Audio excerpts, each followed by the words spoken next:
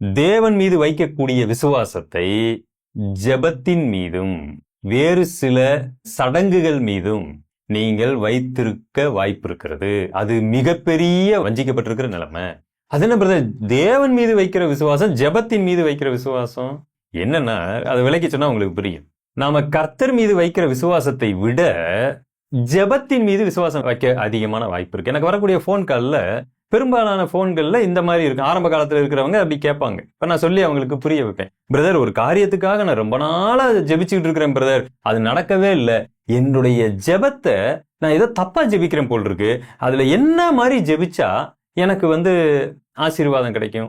அப்ப இவங்க என்ன நம்புறாங்கன்னா, தேவன் மீது வைக்கிற விசுவாசத்தை விட அந்த ஜெப வார்த்தையின் மீது அதிகமான விசுவாசம் வைக்கிறாங்க. என்ன வார்த்தை கொண்டு ஜெபிச்சா எனக்கு இது கிடைக்கும்? அப்ப இவங்க என்ன நம்புறாங்க, ஏதோ பாஸ்வேர்டு மாதிரி நினைச்சுக்கிறாங்க. தேவனுடைய ஆசீர்வாதத்தை பெற்றுக்கொள்வதற்கு ஒரு சரியான பாஸ்வேர்டை போடணும். அந்த பாஸ்வேர்ட்ல ஒண்ணு மாறிட்டா கர்த்தர் தரமாட்டாரு. அப்படின்னா எப்படி நீங்க இது பண்றது? ஆண்டவரே எனக்கு இதை செய்யுங்க, இதை எனக்கு கொடுங்க அப்படின்னு ஜெபிக்கிறதா? ஆண்டவரே எனக்கு தாரும், எனக்கு கட்டளையிடும், இந்த மாதிரி ஜெபிக்கிறதா? உமக்கு சித்தமானால் தாரும் அப்படின்னு ஜெபிக்கிறதா? இந்த மாதிரி வார்த்தை அலங்காரத்தையும் விளையாட்டுகளையும் அதிகமாய் நம்பிக்கிட்டு இருக்கிறோம் நாம். இது பாஸ்வேர்டு மாதிரி கிடையாது.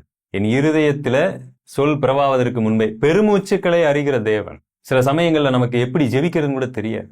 அழுகை மாத்திரம்தான் வந்துகிட்டு இருக்கும். அதை கூட கர்த்தர் அறிவார். எனக்கு என்ன தேவை என்பதை கர்த்தர் அறிஞ்சிருக்கிறார். ஆனா நாம என்ன பண்ணிட்டு இருக்கிறோம்?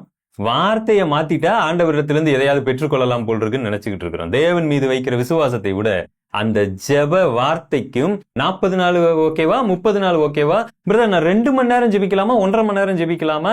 பிரதர், காலையில ஜெபிக்கிறது நல்லதா, சாயங்காலம் ஜெபிக்கிறது நல்லதா? கர்த்தரிடத்துல இடைவிடாமல் ஜெபம் பண்ணுங்கன்னு போகும்போது எதுக்கு இந்த கேள்வி எல்லாம் வருகிறது? உண்மையாகவே நாம தேவன் மீது நம்பிக்கையும் ஆர்வமும் அன்பும் பாசமும் தாகமும் வச்சிருக்கிறோமோ இல்லையோ, அந்த ஜெபத்தினுடைய இதை சடங்கா ஃபாலோ பண்ணிட்டு இருக்கிறோம்.